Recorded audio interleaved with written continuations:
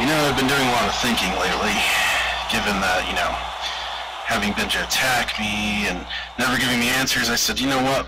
I'm just going to forget about that. I'm going to move on to the next thing. I'm going to move on to, somebody who might actually want to face me. Somebody who might actually want to, wrestle me. Because that's what we're here for, really. So now I'm wondering, who could that possibly be? Could it be the Gavel? Could it be Kieran? I mean, who back there really wants to face me? I mean, I could always get my old buddy Alexis a call and we could do another best of 7 series.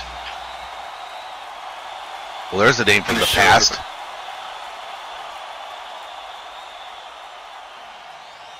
Oh, look at this. We got company.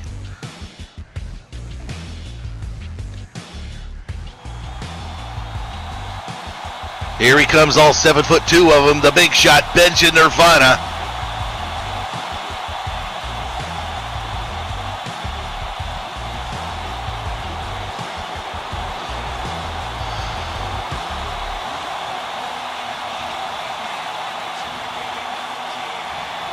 He's got every right to come out here. We actually know he has a contract here.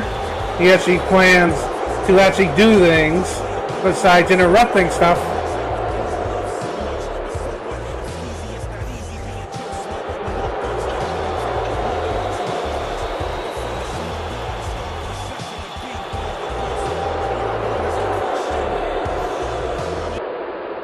Really? Now you want to talk? Shut up.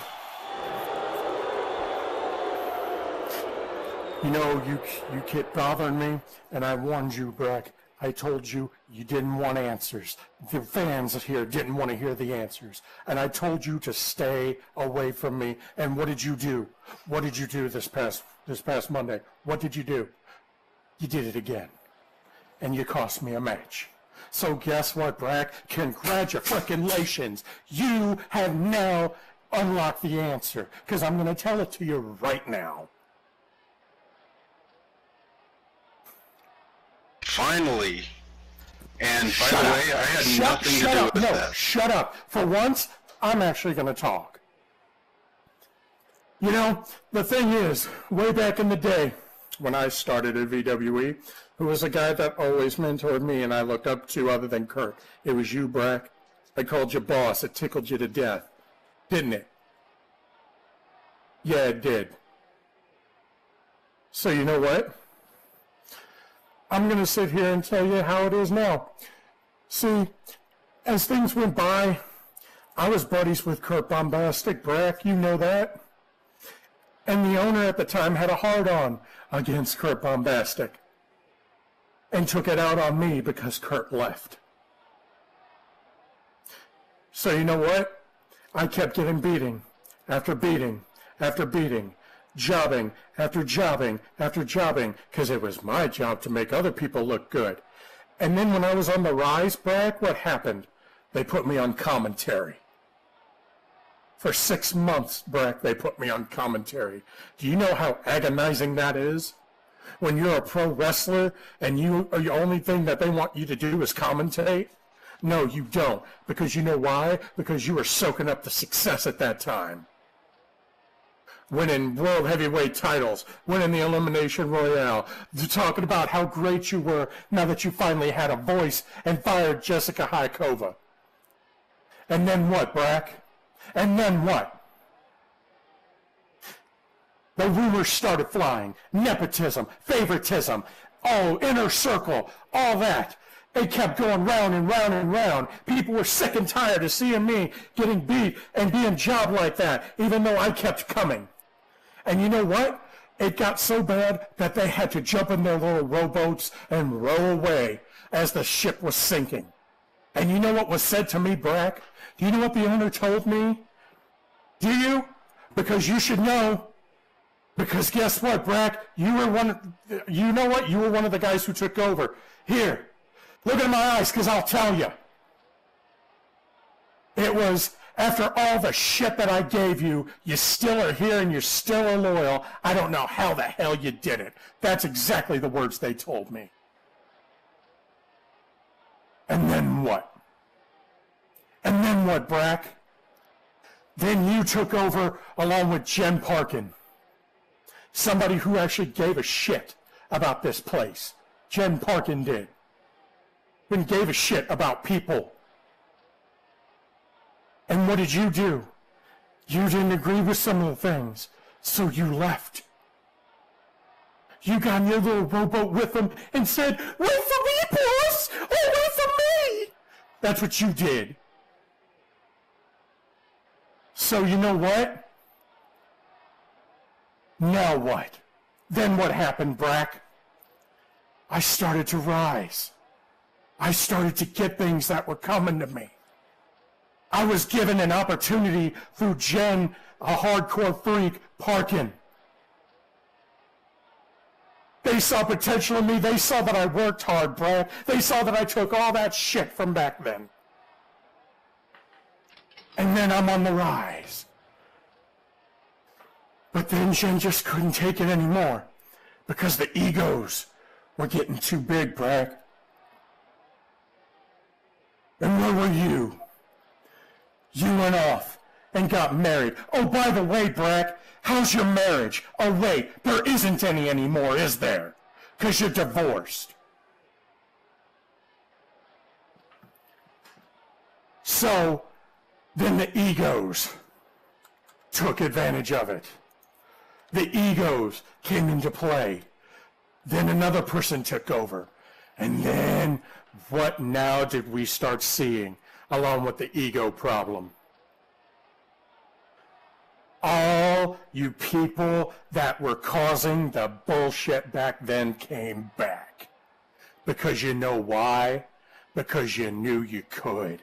Because VWE was on a high standard, and guess what? You can make everything old new again. Listen to me, Chris. Oh, fourth wall broken, sorry. I am very close to retiring. I have one last thing to do. One last thing.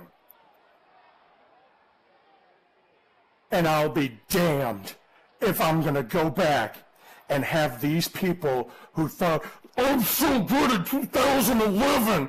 Please tell me how good I am because I can't jerk myself off because I have to hold my dick with my tweezers." So, I'm not going to sit here and be jobbed again. I'm not going to be sit here and put through the ringer again.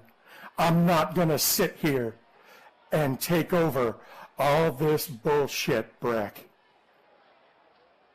that you all put on me. So guess what? There is your goddamn answer.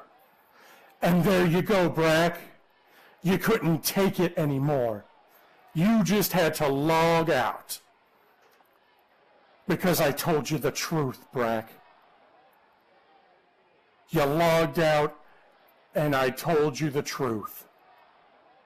And now you can't handle it. Just like those in the back can't handle it. That's why they mute SL when other people are doing their matches or anything like that.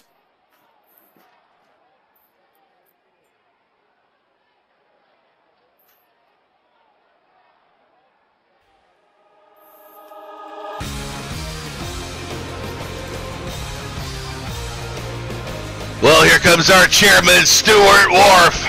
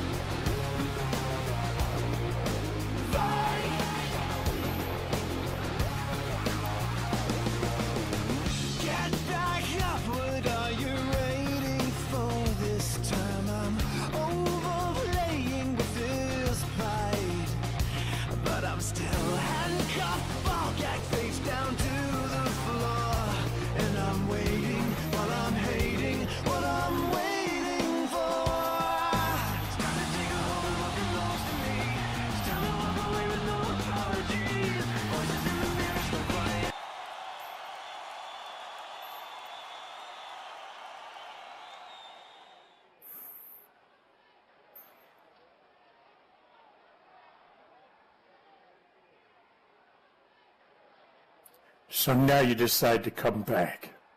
You know what, Benja? I can see you're really heated right now. But I think we all need to have a little chat before you continue to run your goddamn mouth, because you know this is my ring. And as for this person here, Mr. Wilder.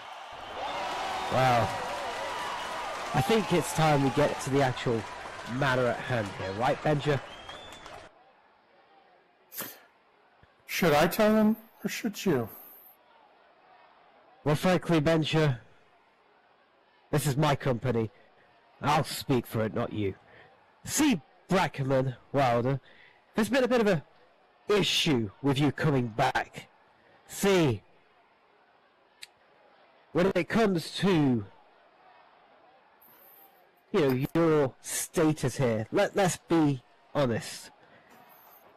You don't have one. Now, at first it was nice, like, you know, you may have broke some policies, you may have broke into the building, but the fact is, you don't have a contract with the VWE. You legally shouldn't be in this right now. And yet, here you are. So,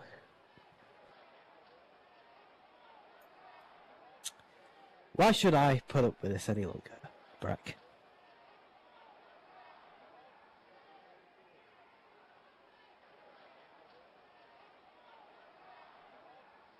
Nothing to say? Well, Brakman, you're not a contracted VWE superstar. You shouldn't be here, so frankly, get the hell out of my ring. You've got 5 seconds before I call security. You know what, I do have something to say. Yeah, this'll be good. You're right, Benja. I did leave. Now, a lot of people think I went off into that sunset, but guess what? I came back because I love wrestling.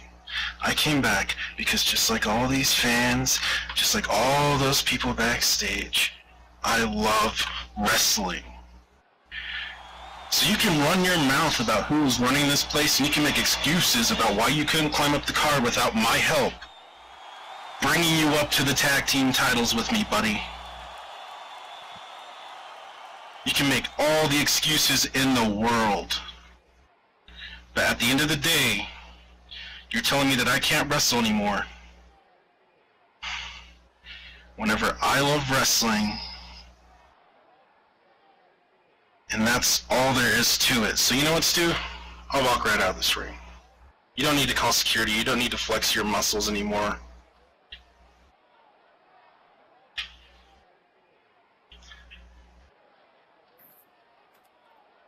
But keep in mind, after I leave this ring, whose name are they going to remember in a couple years? Are they going to remember Brakman Wilder? Are they going to remember me getting kicked out of this arena? Are they going to remember you two? Geez, it's been 7 years since I've wrestled. Hell of a lot of people remember me. I'd like to see you two quit for 7 years, see if anybody remembers y'all. I'm out.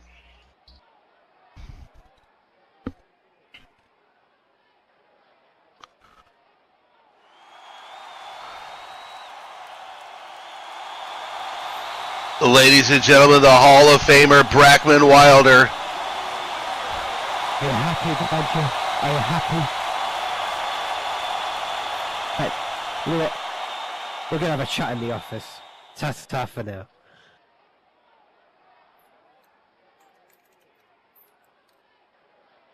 Have we seen the last of the Hall of Famer Brakman Wilder?